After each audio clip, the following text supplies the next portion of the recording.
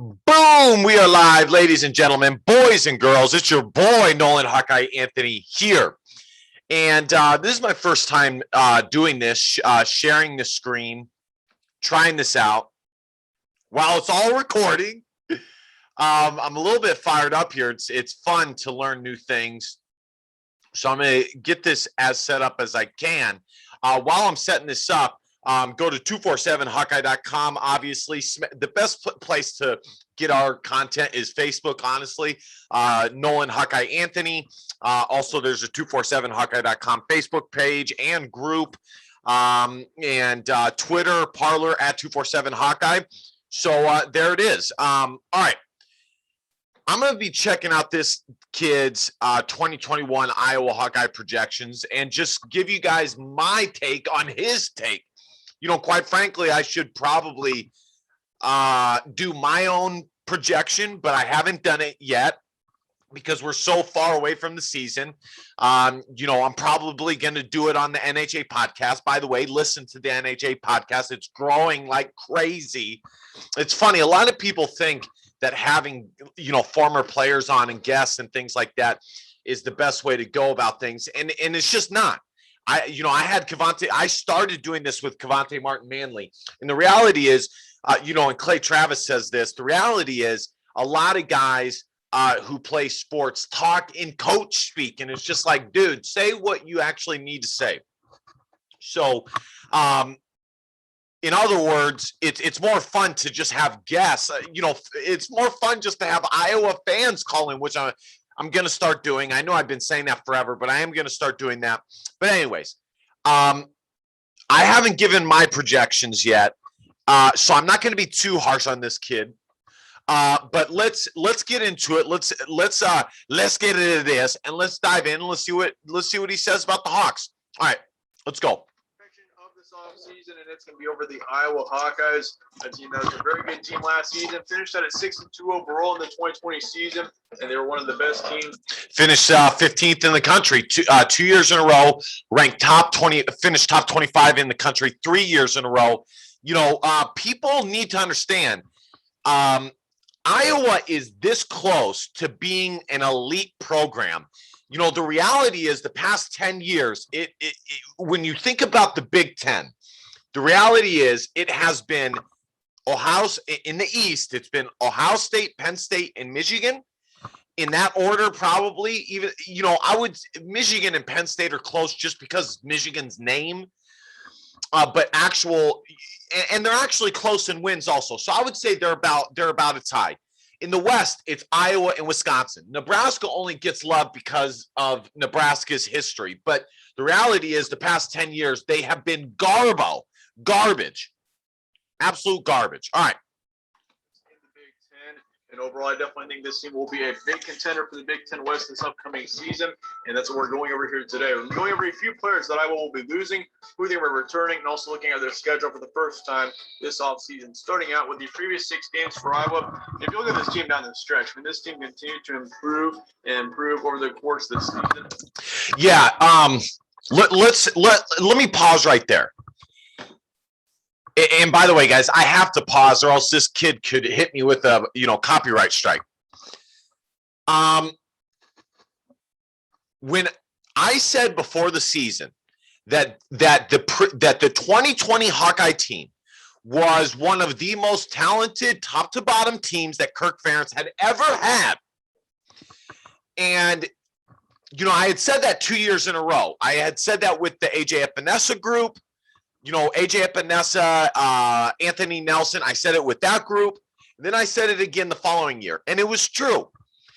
Then they start 0-2 when they – and by the way, guys, I'm the water polo guy, Division I water polo guy, talking about football and basketball and getting a lot of stuff correct with this stuff. Soft brag there. Soft brag, not a huge brag, just soft brag.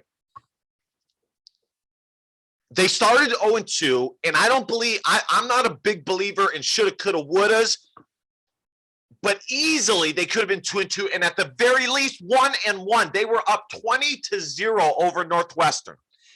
And everybody was freaking out, saying that Iowa would be lucky to win, a couple of games, finish 500. Your boy here, Nolan Hawkeye Anthony, said, I saw a path where they could keep going and win out. I didn't say that I believed it, but I saw it. And the fact is, Iowa, once they got rolling, they blasted people. Look at some of these scores: 49-7, 35-7, 41-21.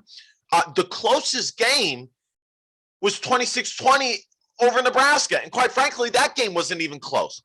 Every game Iowa won by double digits, and they smacked Wisconsin. They lost their first 2 games, but after that, they won their last 6. They beat Michigan State 49-7. That's really where things started to have a huge turn for Iowa. He's right. The Michigan State game was a huge turnaround for Iowa.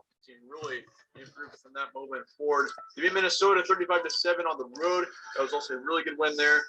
They beat Penn State 41-21. Of course, Penn State was in a that was much needed, because Iowa had, and Iowa fans, this, we had been this close to beating Penn State so many times. And then we just blasted them. We blasted Penn State. Not in a shutout.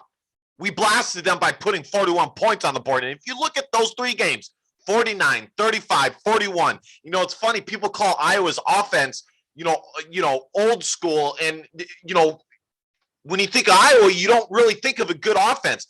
But the reality is Iowa had a top 50 scoring offense this past season. And if you don't count the first 2 games, they were a top 35 scoring offense. Very good team last season, but still, that was a good win there for Iowa. Beat Nebraska 26-20. That was really their closest game of the season there to finish out November. On the 5th of December, they beat Illinois 35-21. And that was before getting their final win of the season against Wisconsin. 28-7 was the final score. Wisconsin. In that game on December 12th. So obviously Iowa. I wonder who I should have checked out who this guy is. I just saw this. I am kind of curious who this dude is. It's called the All Sports Central. My guess is, I don't know. Maybe they talk. Let's just check it out real quick. Screw it. Let's check it out. Let's see what they got going on here.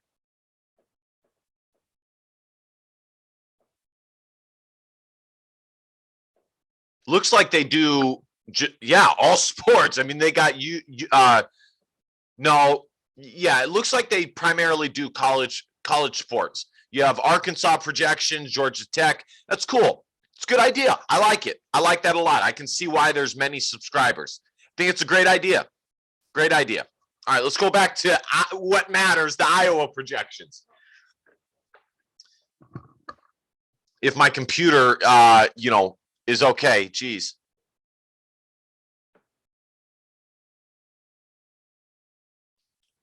I don't believe we were 4 minutes in, were we? 4 minutes. Yeah, guys, while this is here, let's go back, because this is not how close it was. Let's go back here. Let's go back here. Yeah, the turning point for Iowa was the Michigan State game. They blasted Michigan State. And, it's going to be interesting what he says looking forward to next season. 6 straight games to finish out their season. Here's a roster outlook for this season. Of course, they returned their starting quarterback and Spencer Petras. That's going to be a big return there for Iowa. If you look at him last season, he put up 1,500 yards, 9 touchdowns, 5 interceptions. Of course, with him being as young of a quarterback as he is, this is his first season being a starting quarterback. So obviously, we did not see him at his full potential last season, but I definitely think he's going to be very improved going into the 2021 season. Yeah, listen, folks. Iowa fans, there's a good portion of you guys who are always #quarterback people. And I'm going to say this. I am not, okay? Specifically, because he doesn't know Iowa as well as I do or you guys do. Specifically, Iowa has a good quarterback room. I'm very interested in the freshman that's coming in, the 4-star guy, Joey Labus. But Spencer's the guy. And I know, you guys know I know him personally. That's obviously I'm biased. But the reality is he came in running a pro-style offense without having a spring and time to prepare is very difficult, especially in your first season, and you could see it. But then once he calmed down, he really went off. And had he been able to play those last 2 games, who knows what would happen. And if you think about it, if you really look at this, and I love how he breaks this down, you have your starting quarterback coming back in Spencer Petras. You have Tyler Gudson coming back, one of the best running backs, not only in the Big Ten, but the country.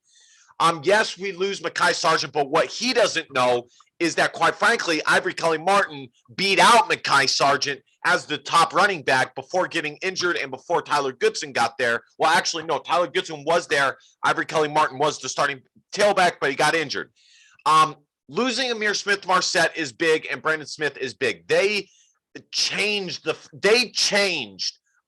Iowa's wide receiver room. But there's a big but here. Tyrone Tracy Jr. has shown what he is capable of when Brandon Smith got injured. And quite frankly, there were times last year where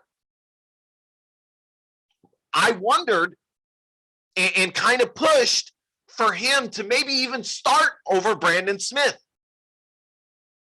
because he's that good.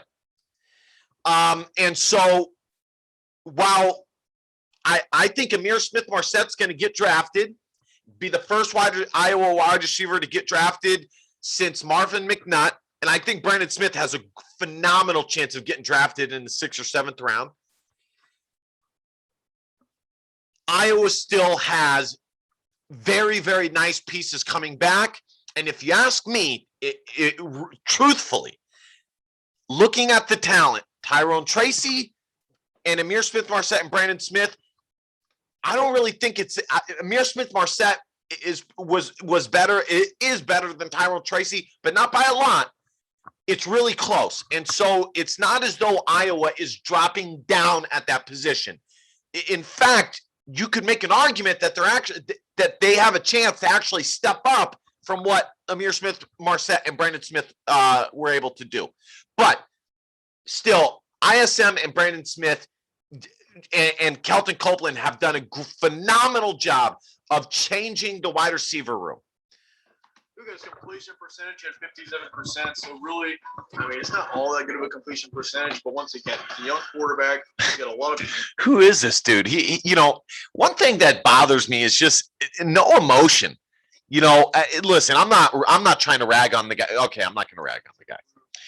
But Chad Leistico for Hawk Central, I always joke about him where he talks like this. He goes, the Iowa Hawkeyes, Spencer Petras, he looked good, and he completed a 5-yard out pass that was surprisingly good. It's like, dude, just come on. Down for a great 2021 season. If you look at the running back core, they returned their top running back and Tyler Gudson. That's going to be a big return last season. That's big. Over 900 yards with 7 touchdowns. Overall, great season for him. They do lose their second running back, Mekhi Sargent. If you look at Sargent last season, he put up nearly 500 yards and 7 touchdowns. So Tyler Gudson was the top running back for Iowa last season. I definitely think he's going to be bound for a great season here in 2021, possibly the best running back. If not, I'd say a top 3 running back in the Big Ten next season. Agreed. That's a good assessment. He really showed his potential last year. He put up nearly 1,000 yards through only 8 games, which is outstanding out of a young running back like him. So watch out for him next season. As far as it goes for the receiving core, they do lose a couple of key players here. They lose their top receiver, Amir Smith-Marset. And if you look at him last season, he put up 400 yards, 5 touchdowns. So that will be a tough loss for Spencer Petras. But overall, I definitely think, they got their tight end coming back in Sam Laporta, which if you look at him last season, he managed to put up 270 yards and a touchdown, and he's a very young tight end. So, guys, Sam Laporta is going to, we just saw Iowa's open spring practice. Sam Laporta is easily Iowa's next great tight end. And Josiah Meeman got in trouble, and I've said this on the NHA podcast, but from what we've heard and seen, if I had to guess, and if you look at the Iowa practice photos, to me, it's probably it is Luke Lachey and Josiah Meeman battling for that 2 spot. And don't be surprised if there's some walk-on that's getting some love. But Sam Laporta will be the best tight end in the Big Ten.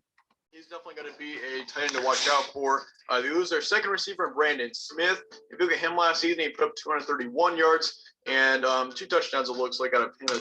Just a side note, and guys, I have to stop this or else I'd get a strike, okay? Brandon Smith,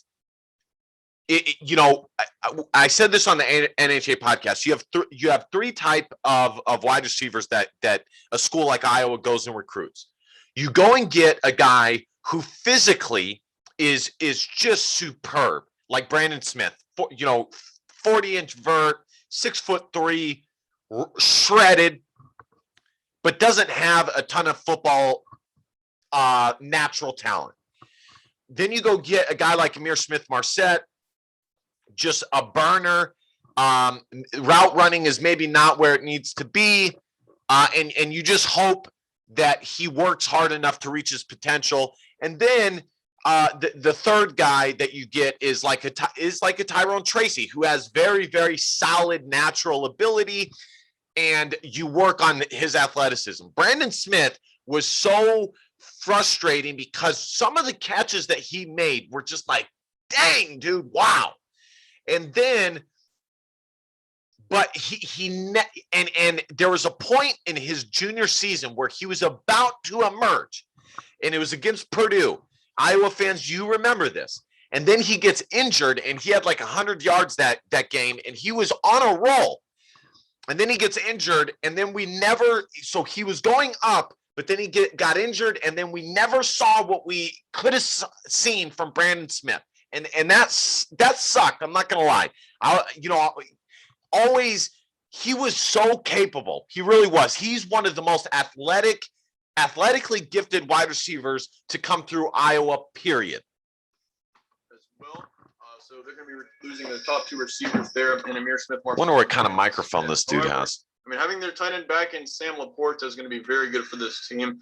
If you look at the defensive line, there's 1 on there. There's 3 defensive linemen, and that is going to be definitely a big concern for me going into the 2021 season. Is not a big deal. Iowa might pick. They are trying to pick up the kid out of Illinois State.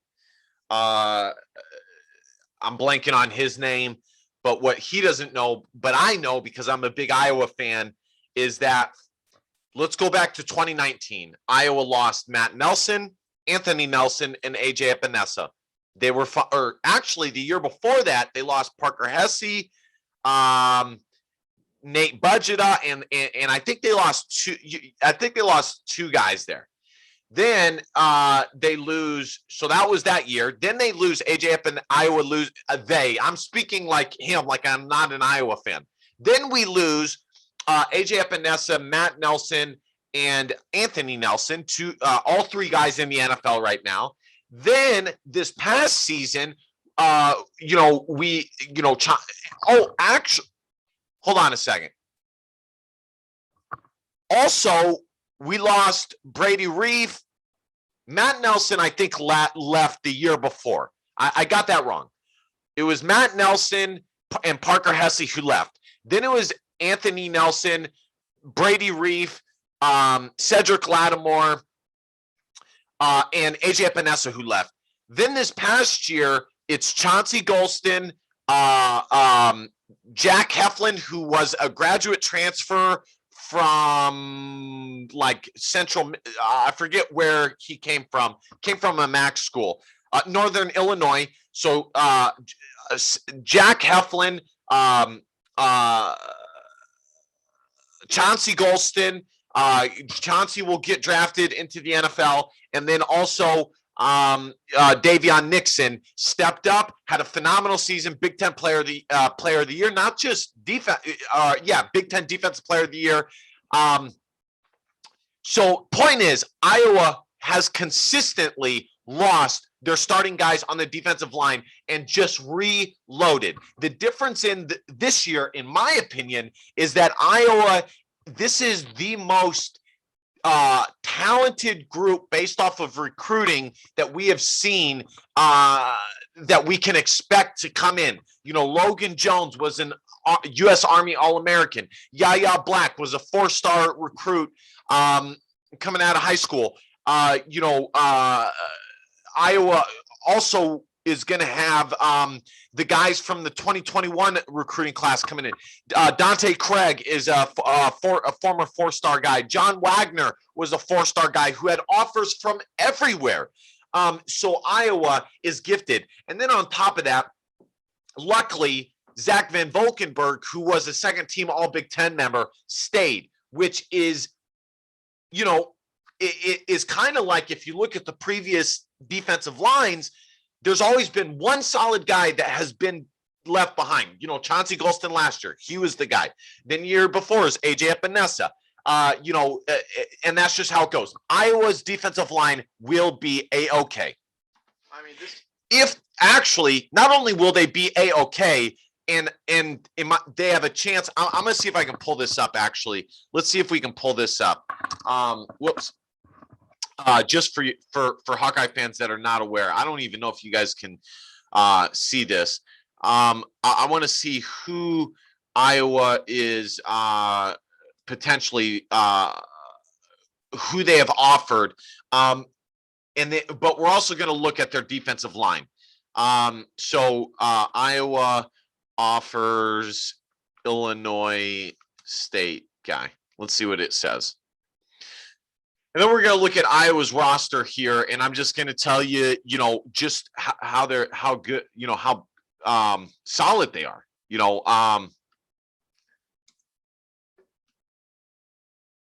has Iowa played Illinois State before? FCS transfer John Ridgway, but you know he's being recruited by a lot of people. He is. You know, that's the bottom line. But you know, let's look at the roster here for Iowa. You know, because if this kid's going to break it down, I want to break it down to, you know, as a pure Iowa fan and tell you guys what's up. Let's get into this. So far, he hasn't really been off on anything, you know, and honestly, we haven't really heard him say anything because I've been pausing us so much. But you know, I don't really care. So let's take a look at this. Okay.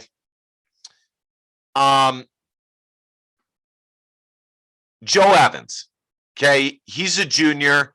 He's going to be a phenomenal situational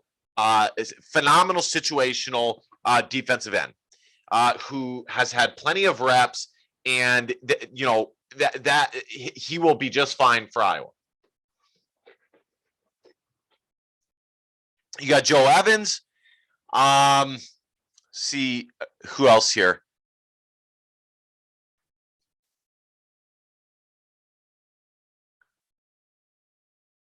You got Deontay Craig. It's either Dante or Deontay. You know, he needs to add some weight, but he's got natural talent. Ethan Herkett has got natural ability. You know,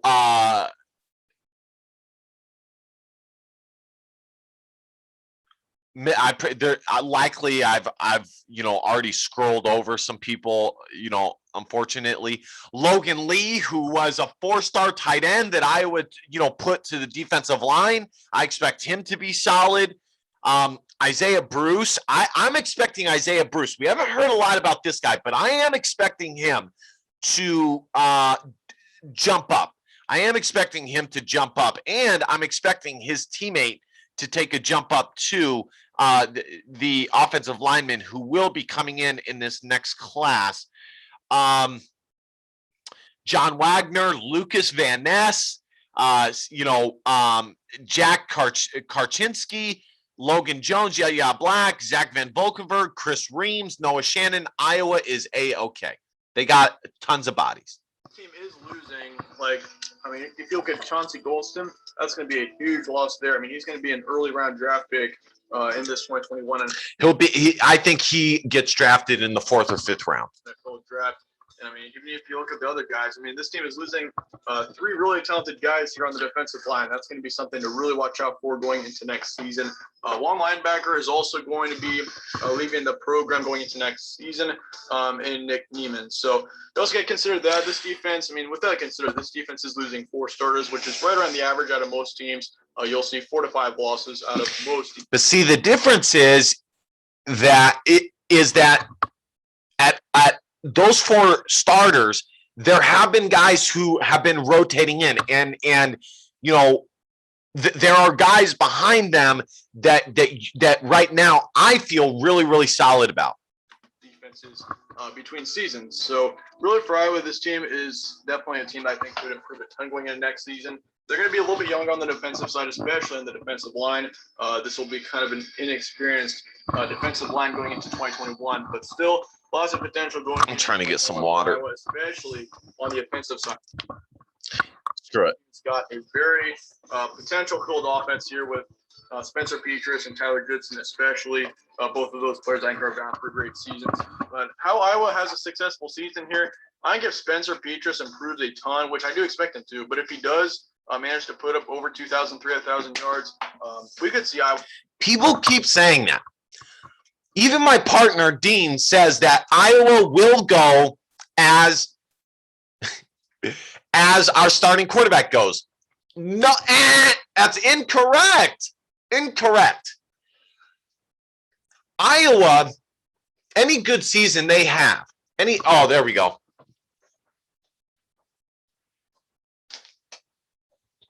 Had to get some water. Any good season, I just worked out, folks. I worked out right before doing this. Any good season they have is, and you look at their running back core, it is so damn solid. Okay, let's go back to 2015. Yes, C.J. Beathard was an NFL quarterback, but you had a 3-headed monster in LaShawn Daniels, who, quite frankly, I'm shocked is not in the NFL. Akram Wadley, and Jordan Kanziri. I've said this many times. The reason Wisconsin has been better than Iowa since 2010 is because they have had better running backs. Every running back they have has gone to the NFL. I want to see if I can pull up their list. I mean, it is crazy how good their running backs are. And that is the difference. Wisconsin running backs. It is crazy. And, I've said this many times. When Iowa is equal to if they are equal or slightly below or slightly above at the running back position as far as talent goes, compared to a Penn State, to a Wisconsin, to Michigan, they will always have a chance to win. Always. If not, penciling in a win, especially when they are actually better at that position. You look at last year for Iowa. Tyler Gudson was more elite, and Mekhi Sargent. They were more elite than Wisconsin's running back, and they smashed Wisconsin. Let's look at these running backs. It is stupid good. Let's take a look.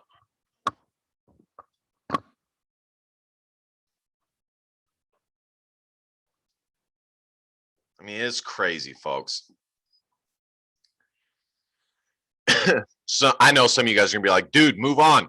Look, Ron Dane, Michael Bennett, but this isn't even my point.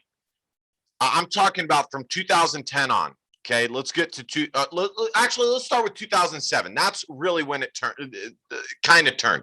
John Clay, NFL. Monty Ball, NFL. So yes, 2010 on.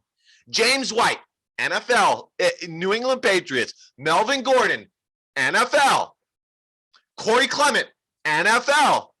Jonathan Taylor, NFL. It is stupid how good they have been at that position. Plain and simple. Plain and simple. All right, let's go back. I would definitely be in the Big Ten championship in Indianapolis next season. I definitely think it's either Iowa or Wisconsin who's going to win the Big Ten West next year. Just looking at the returning production in general, either Iowa or Wisconsin, I think will end up winning it in the end. Obviously, you got Minnesota who could possibly be a contender for that. Northwest. Totally disagree. I think Minnesota was a blip when they had their good season, where they were undefeated until Iowa took them down. I don't think that is the usual for Minnesota. I think they will have an 7 to 9 wins. No, I think 7-8 win season. That's going to be Minnesota. In my opinion, Northwestern is more of a contender. But Northwestern's losing quite a bit, and Minnesota, they kind of flopped last. Yes, he's right about that. I didn't even, realize this. Northwestern has 2 guys that potentially, according to Peter Schrager, will go in the first round of the NFL draft, a cornerback and their offensive lineman. Northwestern, Wisconsin, and Iowa are all very similar in how they develop. And how just out of nowhere guys come up and they are, Davion Nixon is a perfect example. Iowa fans knew about him, but nobody else did. And, he's probably a second round guy, potentially a first round guy. But yeah, Northwestern had some players last year. With them, but Iowa or Wisconsin, I definitely think will be at the top of the Big Ten West at the end of next season. So that's definitely something for Iowa, and that's going to be a big goal for them is make it to Indianapolis for the Big Ten title game. But will Iowa win it? Once again, definitely think. By the way, guys, comment on the hat, and you guys can get this shirt. Fits real good. Shows off the body real well. At 247hawkeye.com, you guys can get merch there. You can also donate. To the website, if you guys want, at 247hawkeye.com. I think it's possible. I think this team definitely has got to be very consistent over the course of the season. Honestly, if I were. But again, my point, he said that it's Spencer Petras. It is not. It's on the O-line, Tyler Gudson. Hopefully, Ivory Kelly Martin can stay healthy. If he can, holy shite. Will that be a nice 2-headed monster? Played in the first 2 games of the season like they did at the end of the season, this team easily would have been in Indianapolis for the title game because they lost to Northwestern there. That was a huge. And I'll say this from what he just said. Iowa should have been in Indianapolis. And quite frankly, they would have had a better chance against Ohio State than Northwestern did. Loss at the beginning of the season for Iowa. And if they can just play well from the start, this Hawkeye team will definitely be in Indianapolis next season. I really do have a lot of faith in this team. I think they're going to be very good next year. And that being said, let's look at your schedule. Start off the season with a tough one against Indiana. I talked about that in my Indiana projection video. I think Indiana is definitely going to be a good team next season, possibly 9-3 to 11-1 record. I think this team, that Indiana team, is returning a lot of talent. And if you look at Iowa here, that's going to be a very crucial game for both these teams here because if you look at Iowa, they got to win that game because that could be a potential crucial game, especially if we get to the end of the. Let me tell you guys what's going to happen in this Iowa versus Indiana game. It's the first game of the season. This game will come down to who can run the football better. And I have way more confidence that Iowa can run the football better. And it's at Iowa. I feel really good about Iowa winning this first game. The season, and we're tied up record-wise, for Iowa and Wisconsin. If Iowa wins that game, they'll put the game up on Wisconsin. So that's going to be a crucial game to start the season. They got to play at Iowa State in Ames on September 11th. That is going to be a tough game there. Iowa State's going to be a very good team next season. I can easily see that being a huge contender to win the Big 12 next year. So that's going to be. I want to pull up real quick what the guy said. There's somebody who said that there's no way Iowa State is a top 5 team. I just want to pull that up. Iowa State, not a top 5 team. By the way, guys, I actually don't use. I know I'm using Google here. Greg McElroy, former Alabama quarterback, not feeling Iowa State. Yeah, guys, I actually use I'm blanking on what I use here. Let me see. It's DuckDuckGo. That's what I use because yeah, I don't really like my stuff being monitored. Tough one there in Ames. But I definitely think Iowa can win it. It's just, I mean, that's definitely going to be one of your tough ones. So two really tough games to start off the season. You got Penn State on the 18th. That should be a given win.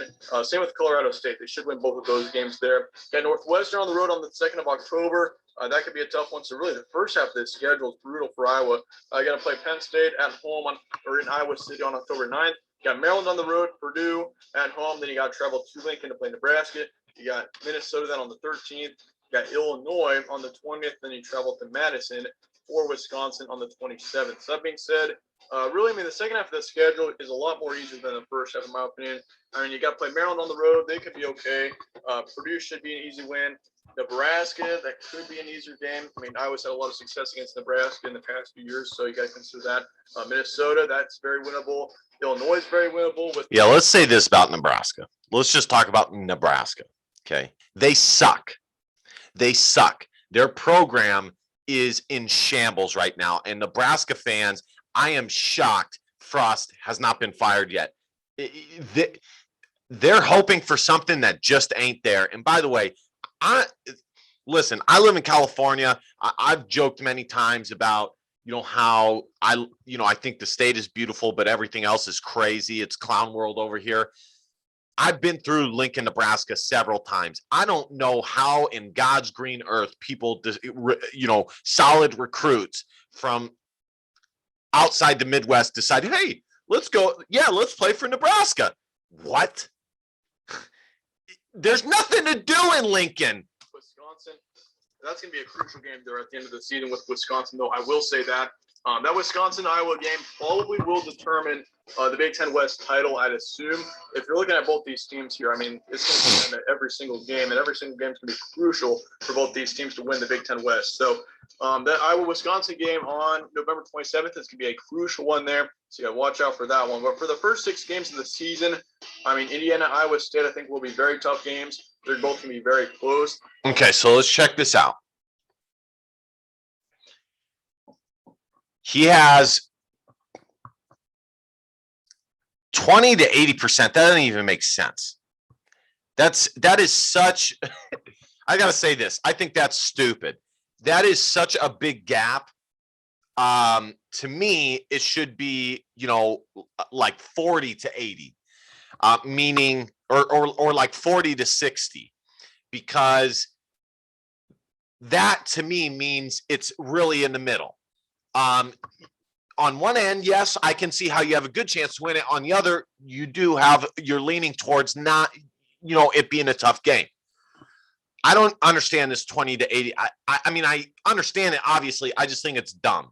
Again, these are just projections. So I'm not going to be predicting every single game yet. I'll be doing that in a video later this spring because we're still pretty early on in the off season. But Penn State, Colorado State, both are going to be guaranteed wins, I'd say. So you get 2 wins there. Northwestern and Penn State are next, and I definitely think Northwestern won't be quite as good of a team in 2021 as they were in 2020, but that's still going to be a tough one there. Penn State's going to be a close game. It's going to be interesting this season watching Penn State, considering they're coming off of their flop of a 2020 season. But then after that, for the second half of your schedule, you got Maryland coming up on the 20th. I do agree with him there. Penn State will be an interesting team to see how they go. Third, that's going to be a road game, so I'm going to keep it as a close one for now, but I'm definitely favoring Iowa in that matchup. Got Purdue coming to Iowa City on October 30th. I do think Iowa should have it. Hold on. We got to go back here.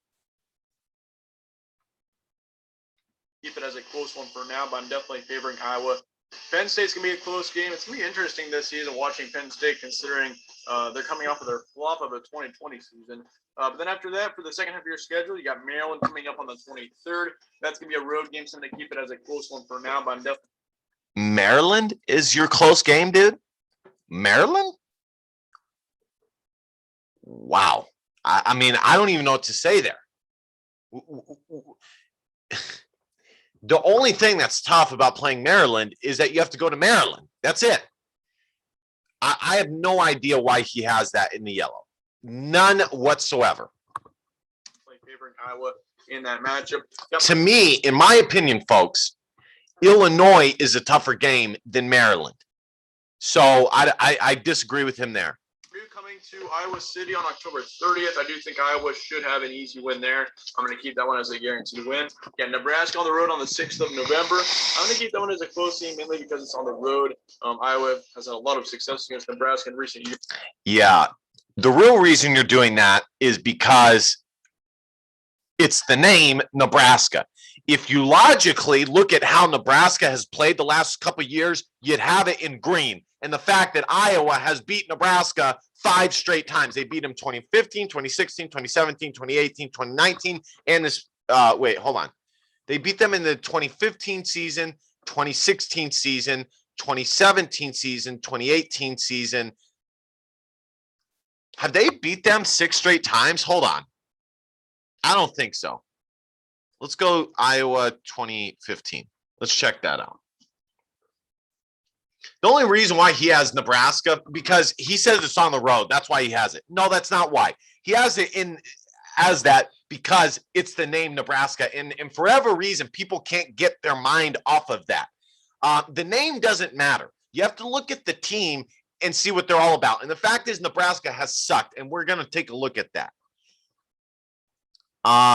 Let's see. So Iowa beat Nebraska 2015.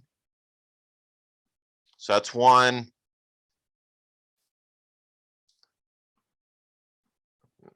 2016, they beat them. 2.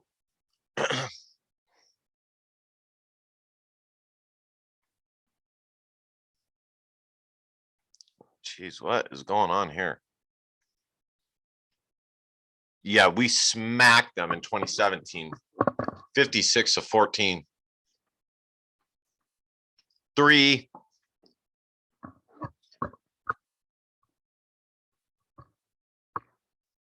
4. Yeah, we beat them here. 2018, that's 4. I believe it's 6 straight times. 5. Yeah, 6. We have beat Nebraska 6 straight times. So he's off there. All right, I want to show you guys Nebraska and just show you guys what I'm talking about here. Okay. I wonder if I can. Okay. 2016, their record was 3-5.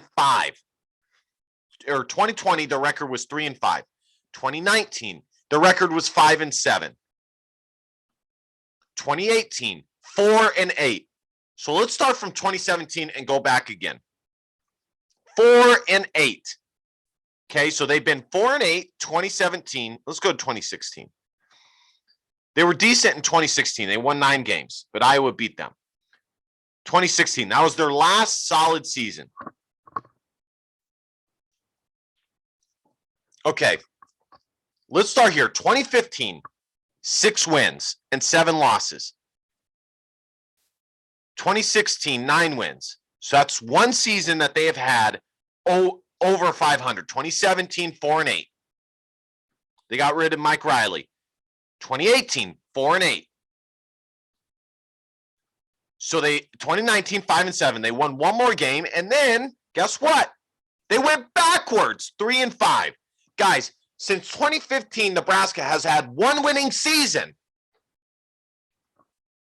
The only reason why he is saying the 20 to 80% is because it's the name Nebraska. So, I mean, there's really no reason to really doubt Iowa won't win that game right now.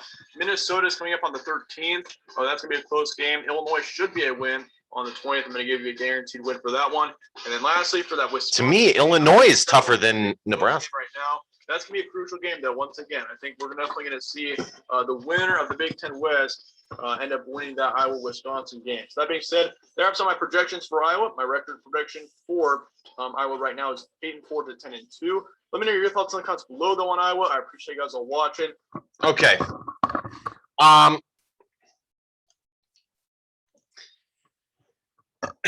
agree with most of it. I would say that Nebraska is a greater than 80% chance to win. In my opinion, Illinois is a tougher game than Nebraska. I do agree, though. I would say Iowa is 9-3 to 11-1. That's where I would put them. That's where they should be. That's how talented they are. That's how good they are. I don't disagree with his stuff tremendously. We'll see in another one. There actually is another projection on YouTube, and maybe we can do a different one, another one on top of this. But you know what? Listen, guys, I'm going to end it on this and say, and we're just going to do this one, and I'm going to say, for the most part, I agree with him. I don't agree with the Nebraska thing. I think Iowa it should be 9-3 to 11-1. And it actually wouldn't shock me if they went undefeated. They are that talented, guys.